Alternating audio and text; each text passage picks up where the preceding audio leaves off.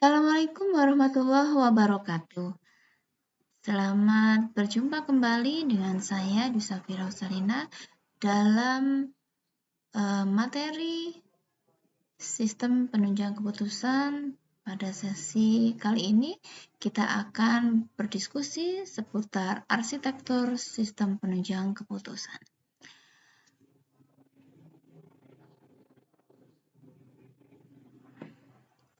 Sistem penunjang keputusan, kalau kita melihat dari sudut ilmu pengetahuan, diketahui bahwa SPK yang baik itu meliputi dua kata kunci. Yang pertama adalah dari sisi caranya, ya. Dikatakan SPK jika dia dilakukan dengan cara yang benar. Misalkan cara yang benar itu seperti apa ya? Cara yang benar itu bisa dikaitkan dengan bagaimana proses pengambilan keputusan. Cara yang benar adalah proses pengambilan keputusan harus dilakukan secara terstruktur, gitu ya. Kemudian juga dilakukan secara logis, kemudian dilengkapi dengan data dan analisis yang diharapkan ini cukup bisa memberikan kemudahan pada saat pengambilan keputusan. Nah, pengambilan keputusan berarti kata kunci pertama adalah cara yang benar. Pengambilan keputusan harus dilengkapi dengan data, kemudian dengan langkah-langkah yang logis, terstruktur. Itu ya. Yang kedua, kata kunci yang kedua, SPK dari sisi keilmuan, yaitu adalah pengambilan keputusan diharapkan bisa secara objektif. Meski terkadang juga salah keputusan yang diambil tersebut ya, karena bisa jadi banyak sekali parameter atau kriteria dalam dunia yang sebenarnya ya, yang dihadapi manusia. Tidak dapat diprediksi keadaan yang akan datang. Ya. Misalkan bisa dipertanggungjawabkan, gitu ya. Misalkan seperti halnya forecasting. Nah, forecasting ini atau biasa teman-teman kenal dengan peramalan gitu ya. Hal ini bisa dapat memastikan bahwa hal yang diramalkan tersebut bisa saja terjadi gitu ya. Nah, forecasting hanya mencoba menyederhanakan kondisi nyata dengan mengambil dari beberapa parameter. Jadi ini sebuah kemungkinan gitu ya, meskipun bisa jadi peramalan yang dibuat dalam sebuah sistem ini juga tidak terjadi gitu ya. Tetapi setidaknya bisa dilakukan, bisa digunakan untuk menyediakan data yang data yang mempermudah proses pengambilan keputusan sehingga menghasilkan keputusan yang lebih objektif. Nah, pada saat kita berbicara tentang ilmu SPK berikutnya, yaitu maka kita bisa fokus bahwa sistem penunjang keputusan ini selalu berusaha berpikir dan bertindak secara logis, terstruktur, dan dapat dipertanggungjawabkan kebenarannya pada saat akan mengambil keputusan, gitu ya. Jadi dari sisi keilmuan, SPK itu sebetulnya kita pada saat mengambil keputusan tidak tidak asal gitu ya, tidak asal tetapi harus dilakukan dengan cara-cara yang benar. Harapannya bisa mendukung sebuah keputusan sehingga menghasilkan keputusan yang objektif. Beberapa karakteristik gitu ya atau kunci gitu ya yang berkaitan dengan sistem pendukung keputusan ini antara lain adalah yang pertama yaitu berkaitan dengan masalah semi terstruktur dan tidak terstruktur.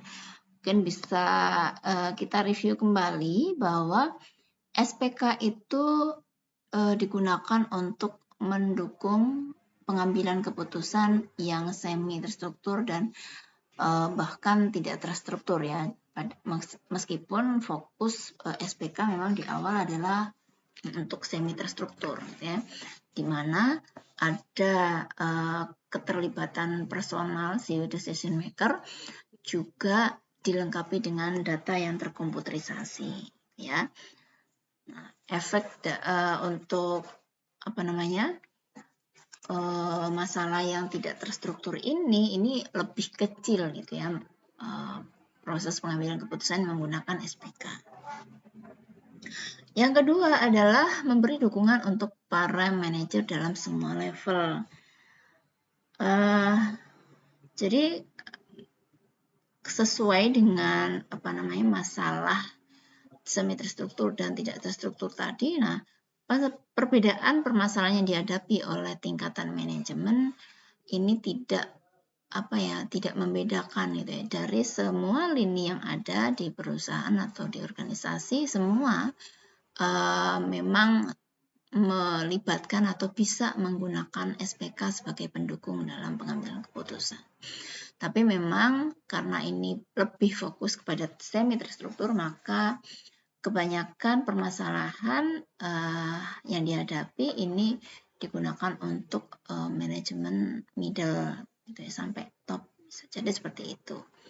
Karena di situ sudah lebih proses pengambilan keputusannya lebih kepada tidak hanya yang berlaku atau tidak hanya untuk permasalahan yang rutin, tapi permasalahan yang memerlukan data yang cukup, kemudian intuisi si decision maker juga, ya.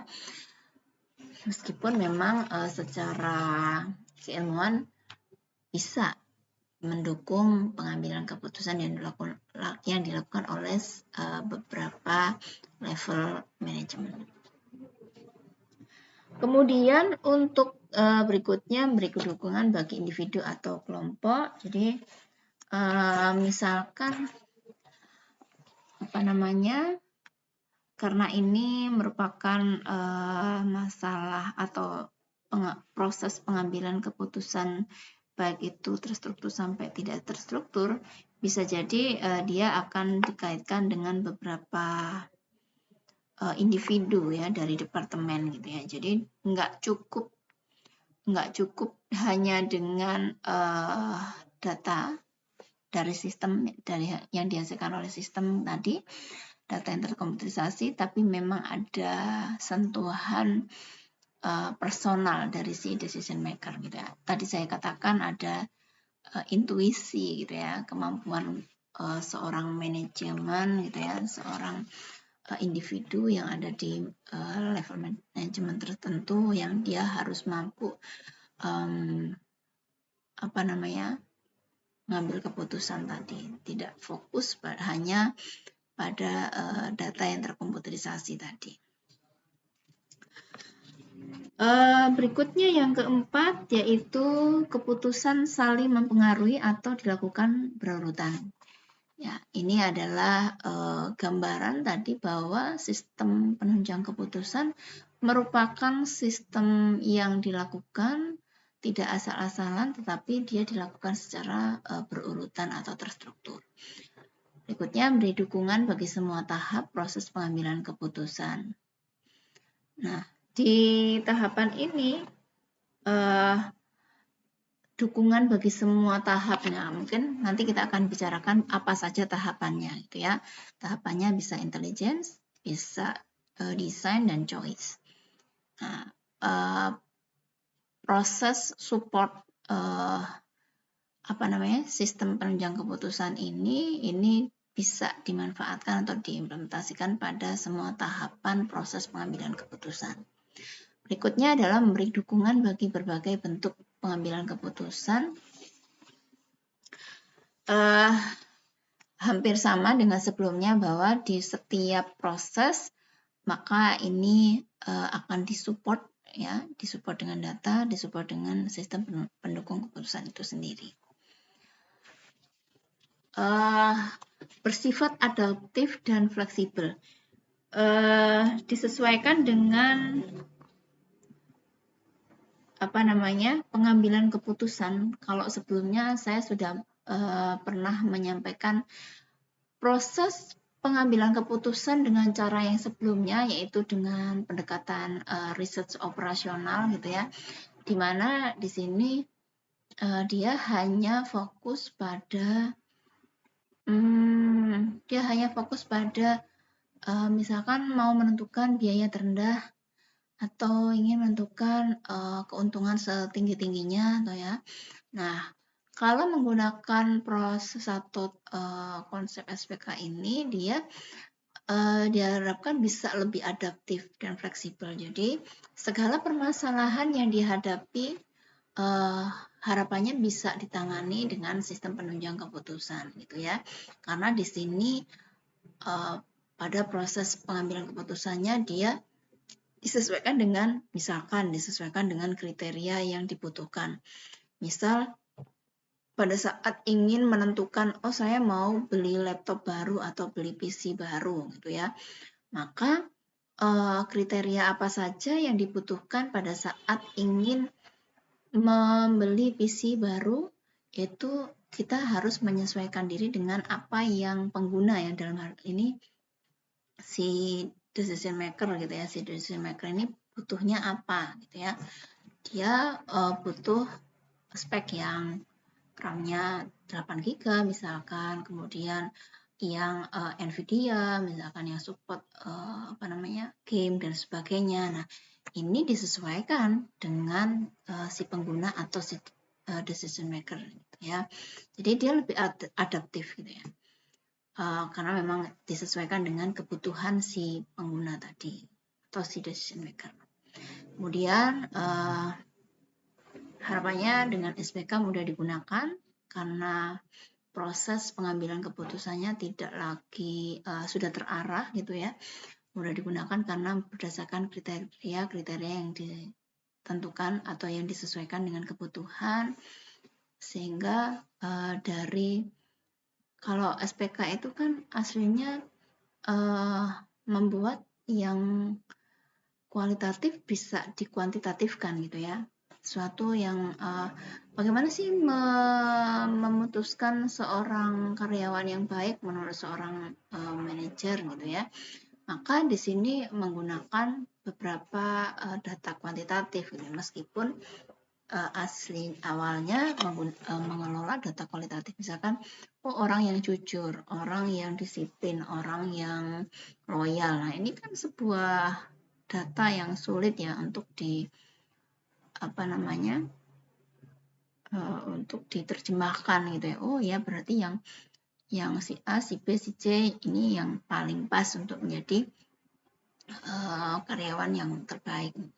Dengan cara apa? Yaitu tadi, dari data kualitatif yang ada dirubah dulu ke dalam kuantitatif. Oh, yang menurut pendapat beberapa decision maker yang dikatakan baik adalah apa gitu ya, ada skala-skalanya. Yang dikatakan disiplin itu seperti apa? Oh, yang datangnya setiap hari on time, kemudian tidak jarang bolos misalkan. Nah, dari data-data kualitatif tadi dipermudah proses pengambilan keputusannya dengan merubahnya menjadi kuantitatif.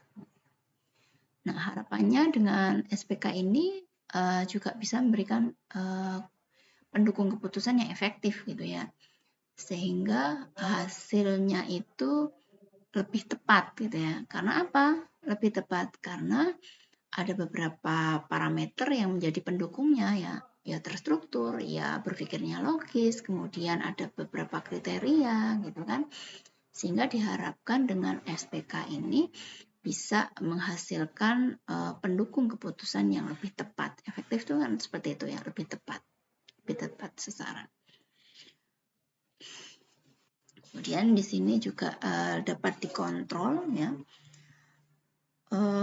Kenapa bisa dikatakan dapat dikontrol? Karena semua langkah proses pengambilan keputusan dalam memecahkan suatu masalah, DSS secara khusus menekankan untuk mendukung pengambilan keputusan, bukan untuk menggantikan si manajer gitu ya, tetapi Setelah semua proses SPK ini dijalankan, ini tidak serta-merta nanti akan dipilih oleh decision maker gitu ya. Tidak serta-merta langsung keputusan ini dijalankan oleh decision maker, tapi tetap dikontrol dalam pengamatan atau intuisi dari seorang decision maker. Oh, kalau hasil dari SPK ini ternyata alternatif atau karyawan A ini yang terbaik menurut pendukung keputusan gitu ya, maka si decision maker tidak serta-merta memilih si A untuk diberi reward sebagai karyawan terbaik, tapi dia akan melihat kembali secara instingnya atau intuisinya, benar nggak sih si A ini terbaik gitu ya. Tetap ada kontrol dari decision maker. Kemudian mudah dikembangkan ya, pengguna akhir dapat mengembangkan dan memodifikasi sendiri sistem sederhana ini. Jadi sistem yang lebih besar dapat dibangun dengan bantuan ahli sistem informasi. Ya, jadi bisa jadi dari sistem yang sebelumnya sudah ada gitu ya, bisa terus dikembangkan, misalkan kriterianya yang ditambah, kemudian datanya yang ditambah gitu ya. Kenapa saya bilang seperti itu? Sistem pendukung keputusan ini bisa juga disupport gitu ya, bisa juga disupport oleh bidang ilmu yang lain. Misalkan datanya dilengkapi dengan data warehouse. Datanya bisa dilengkapi untuk menentukan kriteria, bisa dilengkapi dengan data mining misalkan gitu ya. Untuk menentukan rating bisa disupport dengan sistem logika fuzzy. Nah, ini yang dimaksud dengan mudah dikembangkan gitu ya. Tidak hanya sistem pendukung keputusan pakai metode SAW sudah gitu ya. Tetapi di dalamnya gitu ya, mungkin nanti ini jadi inspirasi Anda untuk menentukan pilihan judul skripsi juga gitu ya. Pada saat kita ingin mendukung sebuah keputusan, tidak hanya cukup sistem pendukung keputusan penentuan karyawan terbaik menggunakan metode SAW. Sudah tidak berhenti di situ saja, tetapi bisa disupport dengan sistem pendukung keputusan penentuan karyawan terbaik yang didukung oleh sistem logical fuzzy gitu ya, untuk pengurutan hasil gitu ya, untuk penentuan rating misalkan seperti itu juga bisa, atau bisa didukung oleh NPC pada saat mengklasifikasi berbagai data yang ditangkap misalkan. Nah, itu jadi ada sentuhan dari keilmuan di luar SPK, bisa dengan sentuhan metode-metode yang berasal dari luar keilmuan SPK itu sendiri, gitu ya. Jadi mudah dikembangkan. Berikutnya pemodelan dan analisis, ya. Di pemodelan dan analisis ini kapabilitas pemodelan memungkinkan eksperimen dengan berbagai strategi yang berbeda di bawah konfigurasi yang berbeda. Sebenarnya ada beberapa model yang membuat decision support system berbeda dari sistem informasi manajemen yang lain gitu ya. Jadi karena fokus SPK itu memang pemodelan dan data, fokusnya di situ gitu ya. Kalau data nanti di kemampuan akses data yang ke-13 ya. Kalau ke-12 ini fokus ke pemodelan gitu ya. Gimana caranya kita mempermudah gitu ya, membuat simple sebuah permasalahan gitu ya. Seperti apa gambarannya? Ya, jadi pada saat kita ingin mengambil keputusan, maka kita harus memandang sebuah permasalahan itu dengan secara yang sederhana dulu gitu ya. Sebenarnya yang dihadapi perusahaan itu apa sih sebetulnya gitu ya. Perusahaan kesulitan untuk menentukan jadwal yang tepat untuk memproduksi, untuk menjalankan produksi gitu ya, yang dikaitkan dengan material yang ada di gudang, yang dikaitkan dengan kondisi di luar atau di market ya, di pasar, sebenarnya mereka membutuhkan produk kita di saat-saat ini enggak. Nah, hal-hal seperti ini harus dipermudah gitu ya dalam sebuah permodelan gitu, pemodelan ya, disederhanakan. Oh, berarti perusahaan sebetulnya membutuhkan sebuah pendukung keputusan yang disupport dengan apa? Bisa jadi itu tadi, kalau lihat lingkungan bisa jadi butuh data eksternal seputar kondisi politik yang terjadi misalkan. Kemudian butuh butuh juga informasi pasar gitu ya seputar sebetulnya di masa-masa ini, di masa pandemi misalkan, itu pasar sedang butuh produk kita enggak ya gitu ya. Misalkan baju kesehatan misalkan, sebetulnya di luar sana membutuhkan apa tidak gitu ya. Nah, itu bisa disupport oleh data eksternal gitu ya, yang berasal dari luar perusahaan atau dari luar organisasi kita gitu ya. Selanjutnya yaitu kemampuan akses data. Nah, saya sudah menyampaikan bahwa fokusnya SPK itu sebetulnya fokusnya pemodelan dan data gitu ya. Jadi sangatlah wajib gitu ya, kita di ranahnya SPK ini sangat wajib untuk gimana caranya data itu mudah diakses, bukan hanya ada datanya tetapi kesulitan mengaksesnya, kesulitan untuk menggunakan gitu ya, karena datanya masih masih berantakan, misalkan belum tertata dalam sebuah database misalnya. Nah, ini akan kesulitan untuk menyediakan informasi.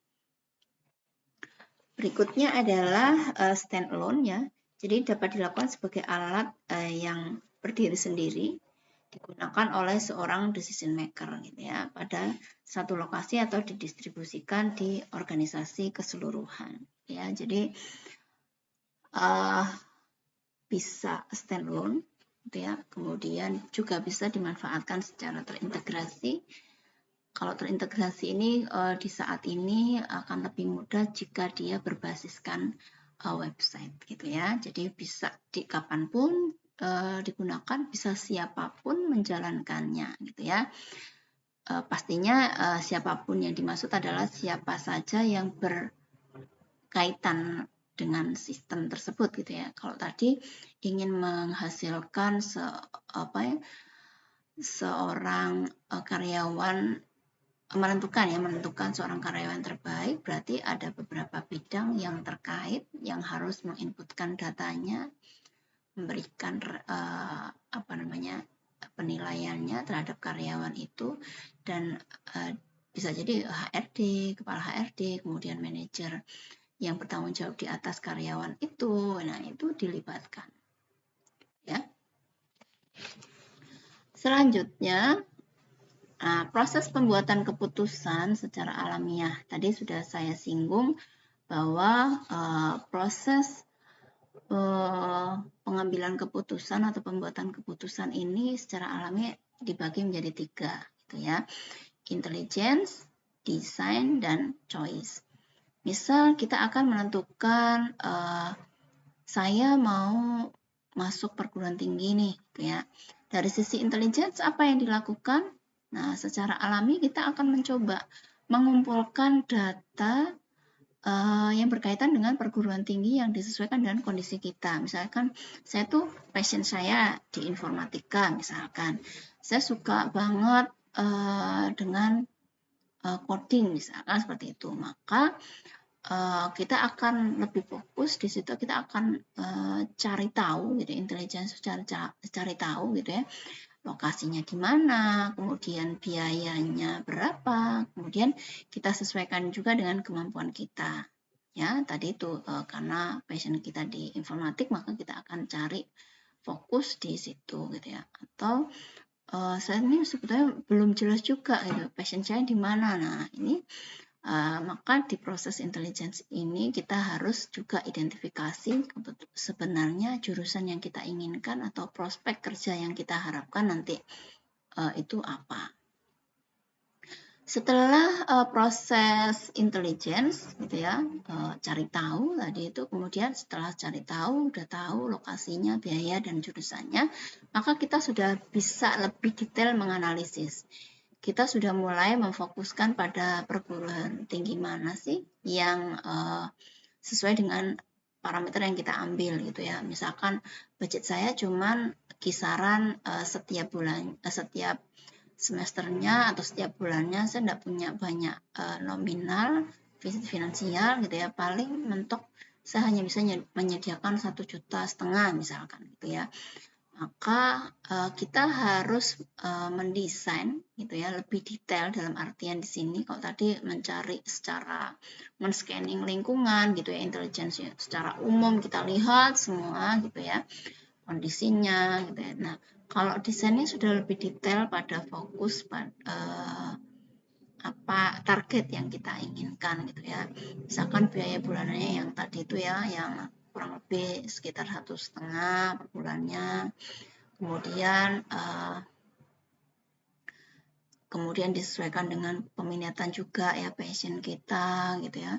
Nanti sudah memang murah gitu ya, tetapi nggak sesuai dengan harapan kita dan tidak sesuai dengan gambaran prospek kerja yang kita harapkan, ya tidak perlu dipilih gitu ya. Intinya kalau intelligence tadi adalah scanning lingkungan secara umum, kemudian desain ini lebih detail ya, fokus pada apa yang kita harapkan, kemudian choice. Nah, kita mulai memilih ya. Kita mau memilih perguruan tinggi mana yang akan kita datangi dan kita daftar. Gitu. Seperti itu ya. Jadi nanti mungkin ada sesi sendiri untuk mendiskusikan seputar beberapa tahapan atau proses pengambilan keputusan intelligence, design, choice, dan mungkin implementasi. Nah, ini yang tadi saya sampaikan sebagai arsitektur, gitu. Arsitektur sistem penunjang keputusan, gitu ya.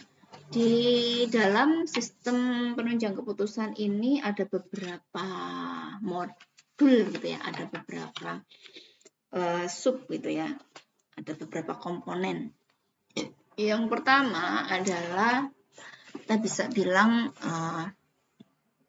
di dalam arsitektur itu ada manajemen data, berikutnya ada manajemen model, kemudian ada model eksternal gitu ya. Nah, di mana manajemen data dan model eksternal ini nantinya jika mereka berkolaborasi atau bergabung, maka dia menjadi sebuah subsistem yang berbasis pengetahuan dari banyaknya data yang dimiliki, kemudian gimana cara mengelola data tersebut ya, baik itu data eksternal dan internal tadi, bagaimana memodelkannya, ini akhirnya menghasilkan sebuah knowledge atau pengetahuan. Nah, dari knowledge atau pengetahuan ini bisa dinikmati gitu ya melalui sebuah antarmuka gitu ya. Kalau kita punya banyak data tetapi kita nggak bisa mengaksesnya, tadi itu kan ada ya kuncinya SPK, salah satunya mudah mengakses data. Nah, gimana caranya ya? Dengan menyediakan antarmuka bagi si pengguna gitu ya. Atau pengguna di sini adalah orang atau pihak yang membutuhkan data ya. Nah, selanjutnya antarmuka tadi bisa dinikmati oleh si manajer atau pengguna ya. Manajemen data gitu ya. Manajemen data, kalau kita bicara manajemen data, maka data ini bisa berasal dari internal maupun eksternal gitu ya. Data internal ya bisa dipastikan data yang berasal dari perusahaan atau organisasi itu sendiri. Misalkan data tentang penjualan gitu ya. Sebenarnya kalau saya mau menentukan sales mana sih yang paling aktif gitu ya, maka saya memerlukan data terkomputerisasi seputar hasil penjualan hasil penjualan periode bulan ini, siapa saja sales yang berhasil menjual gitu ya, akan butuh data yang sudah diurutkan, sales mana saja yang sudah berhasil menjual produk pada beberapa periode kali ini gitu ya. Mungkin di sana akhirnya terlihat bahwa karena sudah diurut ya, terlihat bahwa si A yang paling tinggi menjual produk di periode kali ini. Tetapi bisa jadi untuk menghasilkan atau memberi reward pada sales, bisa jadi ada parameter lain gitu ya. Nah, saya hanya ingin menyinggung seputar data internal gitu ya, bahwa data internal itu bisa berkaitan dengan data penjualan. Kemudian mungkin kalau ingin mengambil keputusan seputar karya yang terbaik, bisa juga menggunakan data karyawan, ya, data daftar hadir, data presensi. Kemudian untuk menentukan kapan harus melakukan produksi, misalkan kita butuh juga jadwal produksi, jadwal yang sudah ditentukan selama ini itu seperti apa gambarannya. Nah, itu data internal. Sedangkan data eksternal, misal kita akan atau perusahaan atau top level management akan membuka cabang baru gitu ya, maka dia memerlukan data eksternal. Berupa apa? Bisa jadi data yang berkaitan dengan kondisi lingkungan yang ingin kita bidik. Misalkan saya sebagai top level management ingin membidik di daerah misalkan di kota Solo gitu. Saya punya perusahaan berhubungan dengan fashion, misalkan saya mau buka di kota Solo, di desa di kota yang kecil misalkan gitu ya. Nah, maka saya harus melihat gitu ya pasar di Solo itu seperti apa. Nah, ini data eksternal. Karena kita mendapatkannya dari luar organisasi yang kita kelola gitu. Kemudian untuk manajemen data ini ya, manajemen data ini adalah memasukkan atau mengelola gitu ya, mengelola data-data. Kemudian kalau kita bicara mengelola data, pastinya kita tidak akan jauh dari yang namanya database management system gitu ya. Dari data masternya, data transaksinya kita kelola di sini gitu ya.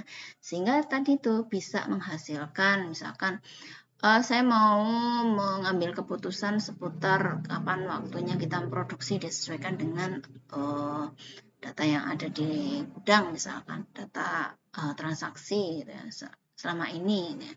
Maka perlu ada sentuhan-sentuhan atau dukungan dari data dari transaksi penjualan misalkan, kemudian dari data penjualnya atau salesnya gitu ya, atau berkaitan dengan data yang dari luar tadi, data di mana saja sih produk kita laku. Nah, seperti itu ya. Jadi manajemen data pastinya akan sangat dibutuhkan pada saat mengelola atau proses pengambilan keputusan.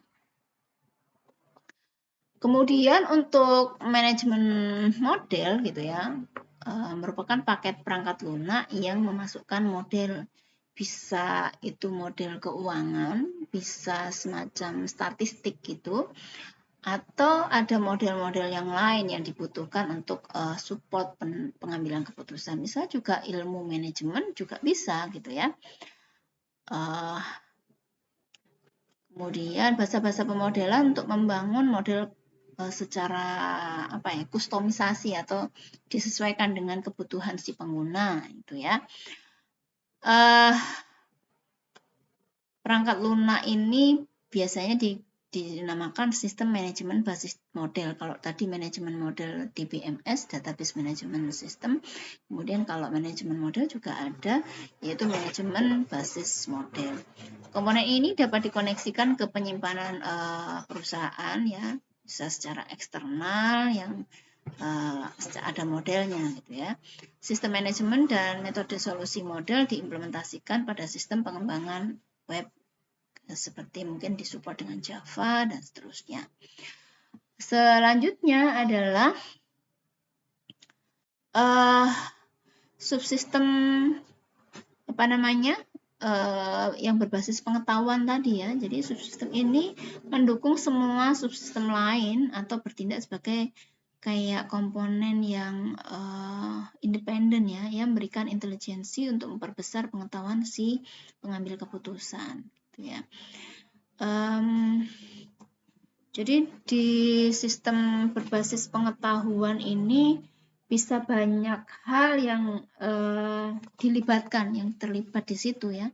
Saya sudah sampaikan tadi bahwa dari data yang sudah dikelola dengan baik, kemudian pemilihan model, kira-kira data yang saya gunakan tadi, saya gunakan pendekatan misalkan gitu ya, untuk menentukan atau SPK penentuan reseller mana saja sih yang akan saya beri reward gitu ya. Saya ini seorang distributor gitu ya, dengan beberapa reseller yang saya miliki gitu ya. Saya ingin memberikan reward nih pada reseller-reseller yang saya miliki gitu, berdasarkan produk yang banyak dia jual gitu kan. Nah, maka saya selain membutuhkan pengelolaan data tadi, pengelolaan data dengan database management system ya, ini juga perlu ada pendekatan model yang lain, misalkan dari data yang sudah ada, data transaksi yang sudah ada, dari data transaksi penjualan ini akhirnya saya kelola pakai pendekatan model association rule misalkan, gitu ya. Sehingga saya mendapatkan sebuah nggak hanya berupa informasi. Kalau kita bicara sistem informasi manajemen itu kan biasanya data yang kita inputkan dari data transaksi menghasilkan informasi, oh berarti penjualan bulan ini banyaknya berapa unit, keuntungan bulan ini sebesar 100 juta misalkan ya. Siapa saja yang aktif reseller yang menjual pada bulan ini, si A, si B, atau si C. Nah, itu hanya di sistem informasi manajemen atau yang dihasilkan oleh manajemen data. Tetapi dengan sentuhan tambahan model tadi itu saya bilang ada tambahan dari pendekatan yang lain, model association rule misalkan untuk mengelola data transaksi, akhirnya dihasilkan sebuah knowledge. Knowledge-nya bisa berupa pola yang dihasilkan gitu ya. Bahwa reseller yang paling aktif itu si A, si B, si C tadi kan sudah ditentukan. Kemudian biasanya dia berhasil menjual di bulan-bulan apa misalkan ya. Si reseller A ini aktif berhasil menjual di awal bulan biasanya seperti itu. Kemudian yang laku di reseller A itu kebanyakan adalah sebuah produk tertentu. Misalkan kalau kita punya perusahaan fashion misalkan yang laku oleh reseller A itu adalah baju tidur misalkan seperti itu ya. Nah, maka ini yang dimaksud dengan ada subsistem berbasis pengetahuan. Nggak cukup dengan informasi saja yang dihasilkan, laporan gitu saja, tapi dengan tambahan manajemen model tadi, sentuhan model tadi, maka bisa menghasilkan atau memberikan sebuah knowledge ya. Apapun itu, berupa sistem informasi, manajemen, atau laporan, atau berupa tambahan knowledge tadi, atau pengetahuan tadi, ini ditampilkan dalam sebuah antarmuka pada manajer atau pengguna ya. Manajer dalam hal ini sebagai pengguna pada saat dia membutuhkan data untuk mendukung keputusan.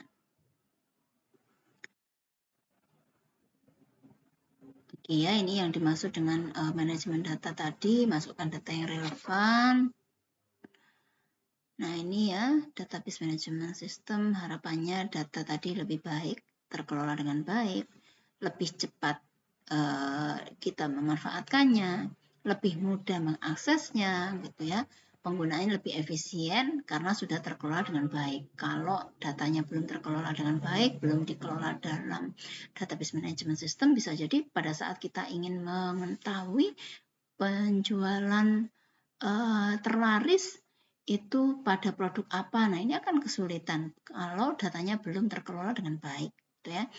Akhirnya butuh waktu lama untuk mendapatkan informasi berkaitan dengan data tersebut. Manajemen model ya ini yang merepresentasikan permasalahan ke dalam bentuk model kuantitatif ya, bisa pendekatannya bisa dari sisi keuangan, analitik, statistik dan seterusnya. Kalau yang saya contohkan association rule tadi bisa dengan pendekatan analisis kuantitatif, kemudian dengan pendekatan statistik juga, gitu ya. Banyak sebetulnya model-model yang bisa kita adopsi untuk mendukung sistem pendukung keputusan kita. Nah, ini salah satu manajemen model, model kuantitatif ya. Jadi, yang namanya model itu adalah sebuah penyederhanaan, gitu ya. Nah, ini misalkan ada sebuah kasus cerita gitu ya, bahwa ada pemilik kebun punya 7 hektar, dia ingin menanam apel dan anggur. Nah, diketahui kalau ditanam apel itu hasilnya, nah ini kan berupa prediksi atau perkiraan gitu ya, peramalan gitu ya. Nah, untuk itu diperlukan 4 jam per minggu. Kalau ditanam anggur hasilnya 25 ton dan perlu waktu 40 jam per minggu. Nah, di sini kalau ingin mempunyai usaha dan menanam gitu ya, bahwa nah ini ada data eksternal ya, peraturan pemerintah bahwa kalau kita mengelola kebun itu harus menghasilkan setidaknya 30 ton. Nah, gimana cara menggarap secara optimal? Itu kan. Jadi kita fokus pada permasalahan secara kualitatif yang kita coba buat kuantitatif. Apa sih itu? Kualitatif itu berupa cerita, kemudian tidak jelas penghitungannya, maka kita harus rubah dulu ke dalam kuantitatif atau yang berkaitan dengan data dan perhitungan. Sehingga akhirnya dengan pendekatan operasional research gitu ya, misalkan dengan manajemen model ini akhirnya kita bisa menentukan kita akan memproduksi atau kita akan menanam apel gitu ya, butuhkan waktu 30, kemudian waktunya dikalikan 1000 karena tadi hitungannya ton gitu ya. Kemudian kita akan menanam anggur sebesar 25 dengan harga perkiraan 40 dikalikan 1000 karena hitungannya satuannya adalah ton. Nah, sehingga kita menghasilkan sebuah data secara kuantitatif gitu ya. Bisa ada datanya, bisa terukur kalau kuantitatif. Kalau kualitatif agak lebih sulit gitu ya, karena memang mengukurnya sulit gitu ya. Misalkan gimana membuat atau kita menentukan secara optimal gitu ya, sebaiknya kita nanam apa ini, apel atau anggur di kebun kita, yang lebih banyak yang mana, apel atau anggur. Nah, ini kan sulit ya. Nah, dengan sentuhan data-data secara kuantitatif tadi, ini akan lebih mudah dihitung atau diukur. Selanjutnya, banyak sekali sebetulnya manajemen model itu ada model analog gitu ya, representasi dari simbol kenyataan. Misalkan kita mau menyampaikan bahwa perusahaan ini sudah terkelola dengan baik misalkan ya. Contohnya struktur bahkan organisasi, kemudian posisinya, lokasinya dan seterusnya.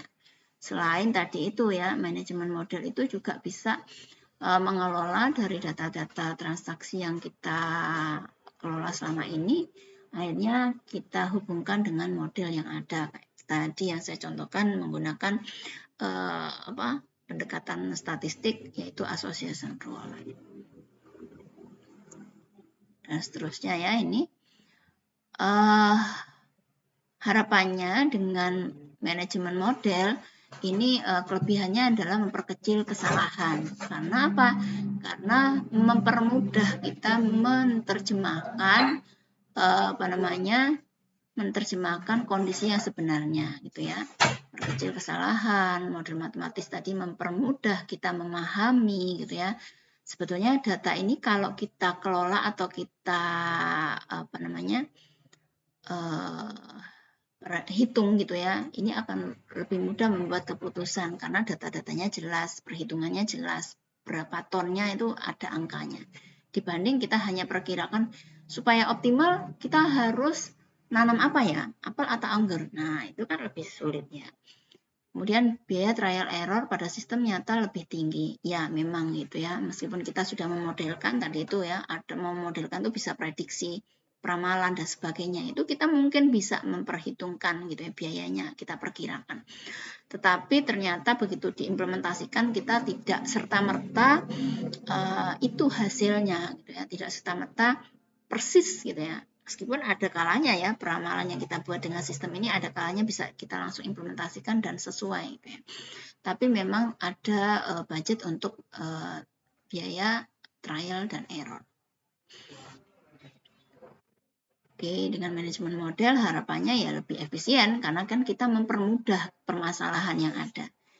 Lebih mudah dipahami. Kemudian user interface tadi sudah saya sampaikan supaya bisa mempermudah berkomunikasi dengan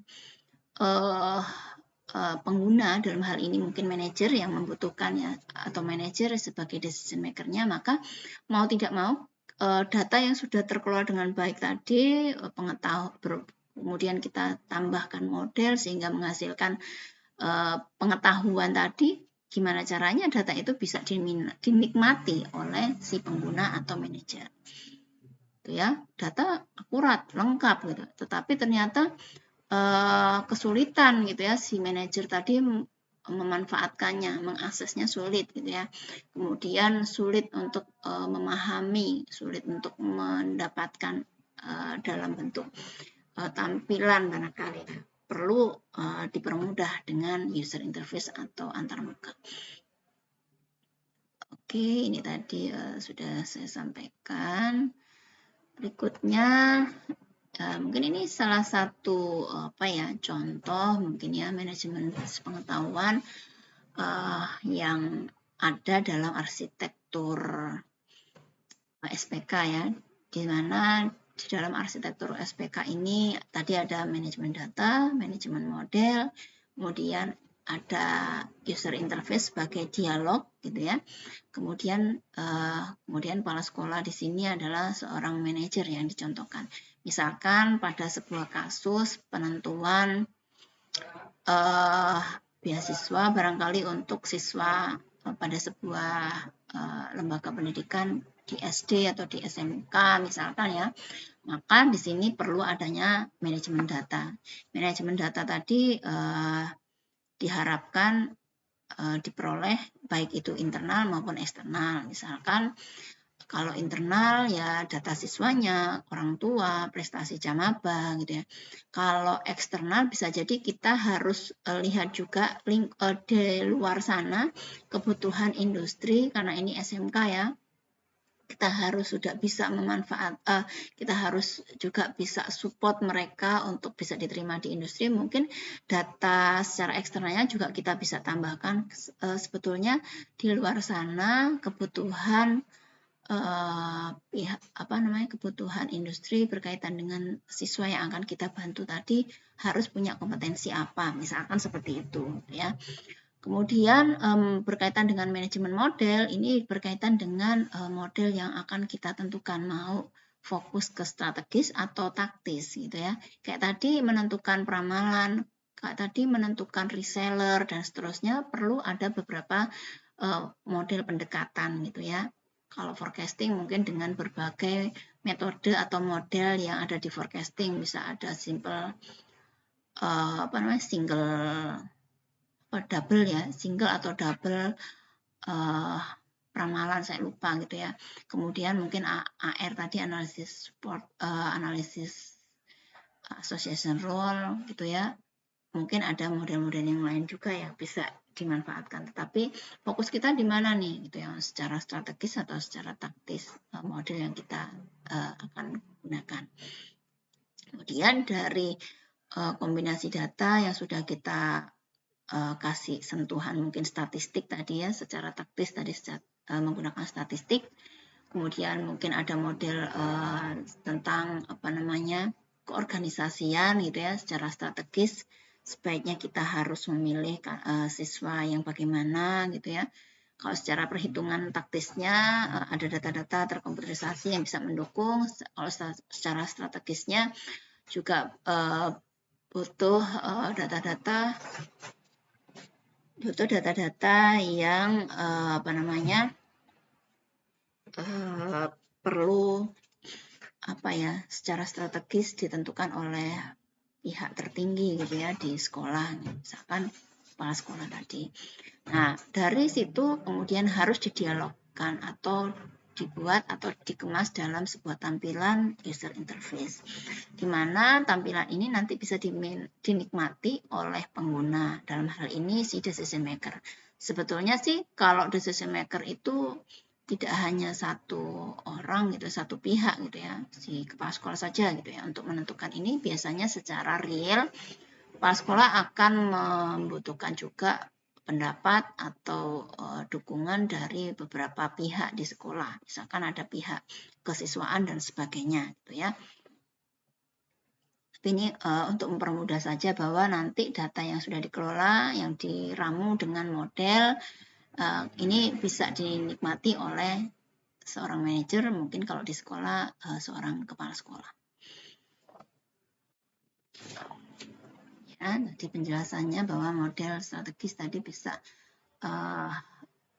secara umum gitu ya, harapannya fokus pada mungkin kalau kita ingin membantu, fokus pada gimana latar belakang orang tuanya gitu ya, ekonominya dan tanggungannya gitu ya. Kemudian kalau taktis ya asal sekolah, prestasi dalam artian yang bisa kita hitung gitu ya, yang bisa kita langsung kalkulasi, misalkan asal sekolah prestasinya semakin banyak prestasi, maka ya pastinya ya untuk memberikan beasiswa ini tidak ragu lagi memberikan beasiswa pada anak yang lebih banyak prestasinya dibanding yang jarang berprestasi. Meskipun tadi ada sentuhan yang lain yaitu mungkin dari industri ya. Secara strategis kita juga harus memandang bagaimana kebutuhan industri akan anak didik kita gitu ya.